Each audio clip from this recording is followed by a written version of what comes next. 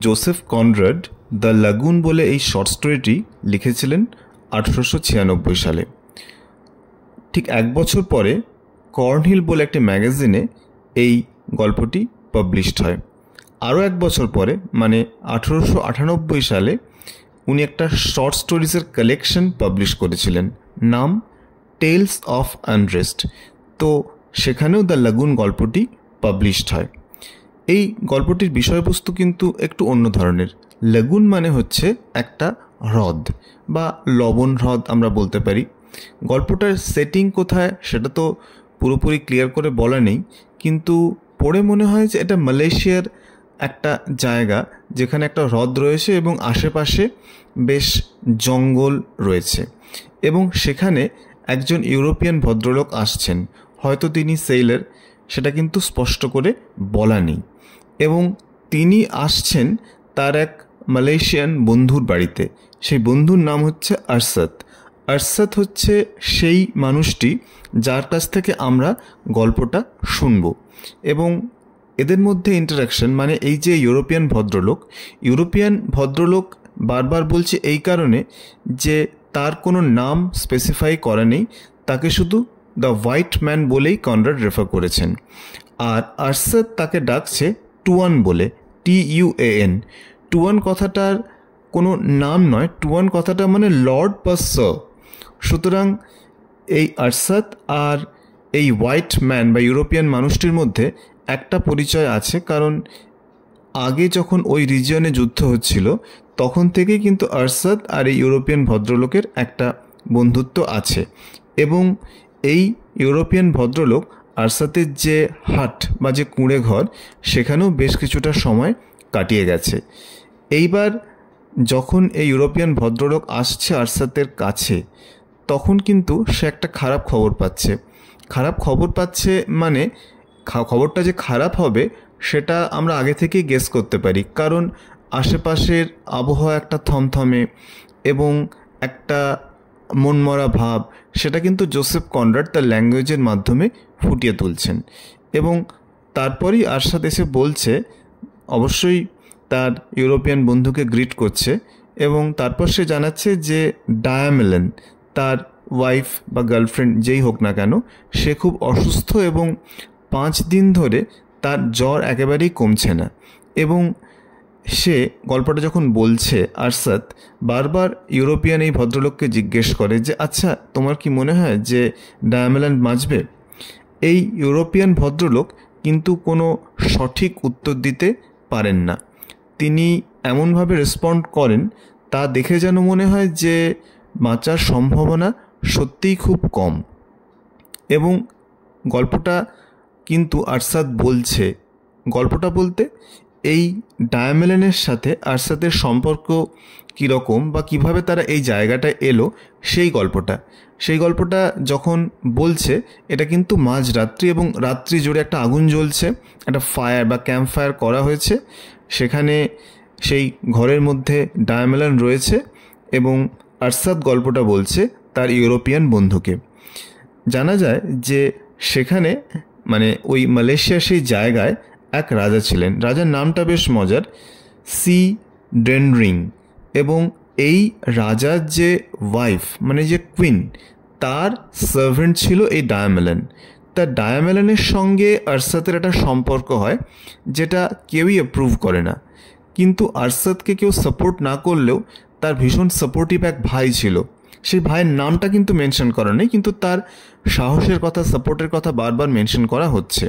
এবং তার ভাই বলে যে তোমরা ইলোপ করো, কোনো ভয় নেই, আমি যারা রাজার লোকজন আসবে তাদেরকে রেজিস্ট করব। কিন্তু সেটা মুখে বললেও করা অতটা সহজ হয় না, এবং ওর ভাই একটা সময় পর সিরিয়াসলি ইনজিওর্ড হয়।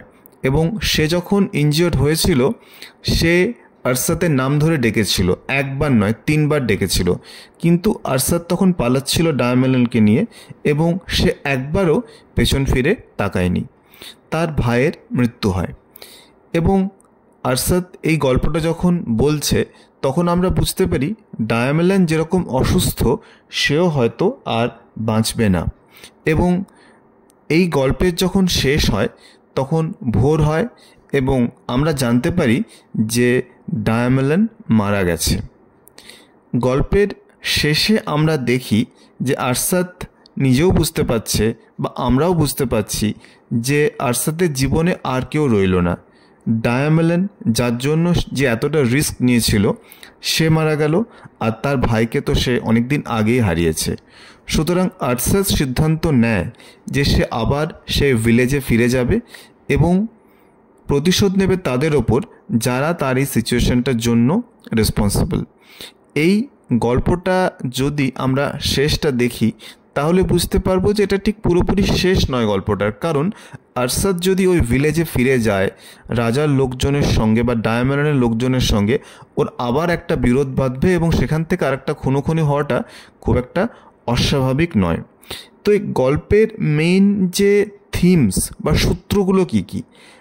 প্রথম সূত্র তো অবশ্যই বেট্রায়াল।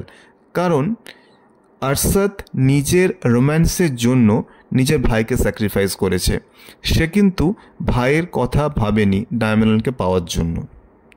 এবং পরবর্তীকালে যখন দেখা যাচ্ছে যে ডায়ামেলন মারা যাচ্ছে, তখন কিন্তু তার রিগ্রেটটা আরও বেশি করে হচ্ছে, অনুশোচনাটা আরও বেশি করে হচ্ছে। সে বুঝতে পারছে যে এই যে সে তার ভাইকে বিট্রে করেছে তার ফলটা হয়তো ভালো হয়নি। কিন্তু গল্পটার শেষটা পজিটিভ ইন দ্য সেন্স, কারণ আরশাদ চাইছে টু সেট থিংস রাইট। কারণ যারা তাকে এই কষ্টটা দিল, যারা তার ভাইয়ের এই মৃত্যুর জন্য দায়ী, তাদের আগেনস্টে সে প্রতিশোধ নিতে যাচ্ছে। প্রবাবলি এই প্রথমবার Arshad wants to act like a man. এতদিন সে রোম্যান্টিক হিরো হিসেবে কাজ করেছে, এরপরে সে কিন্তু নিজের ফ্যামিলির যে অনার, যেটা সে খুইয়েছিল বহুকাল আগে, সেটাকে প্রোটেক্ট করার জন্য বা সেটাকে রিক্লেম করার জন্য যাচ্ছে। এবার আমরা বলতেই পারি যে আরশাদ এই এতটা গল্প এই হোয়াইট ম্যানকে বলছে কেন? বলছে কারণ মানুষের কাউকে বলার জন্য দরকার। একটা জিনিস মানুষ যদি শেয়ার না করে সে ভেতর থেকে কষ্ট পায়। এবার এই যে ইউরোপিয়ান, তার কোনো পরিচয় কিন্তু আমরা স্পেসিফিক্যালি পাই না, বা তার সঙ্গে আরশাদের বন্ধুত্বটা যে ঠিক কীভাবে হয়েছে, যুদ্ধের সময় হয়েছে, কিভাবে হয়েছে, কিন্তু সেইটা জোসেফ কনরাড আমাদের কাছে ক্লিয়ার করেন না। কিন্তু এটাও তো সত্যি যে আরশাদ তার জীবনের যে দুঃখের কথা সেটা বলছে সে একজন ইউরোপিয়ানকে। এবং এটা বুঝতে হবে যে গল্পটা একটা এমন সময় সেট করা যে সময় মালয়েশিয়াতে কিন্তু ইউরোপিয়ান কলোনি ছিল।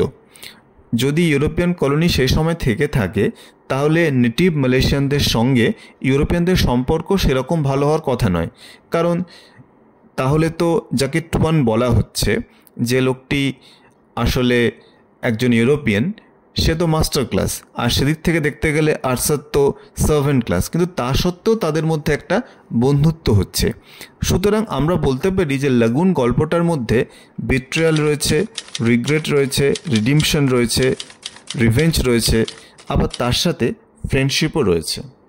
আমাদের যদি ইংলিশ লিটারেচার সংক্রান্ত কোনো বিশেষ অডিও দরকার হয়, ভিডিও দরকার হয় বা নোটস দরকার হয়, তোমরা আমাকে জানাতে পারো টেলিগ্রাম চ্যানেলে, ফেসবুকে বা ইউটিউব চ্যানেলে।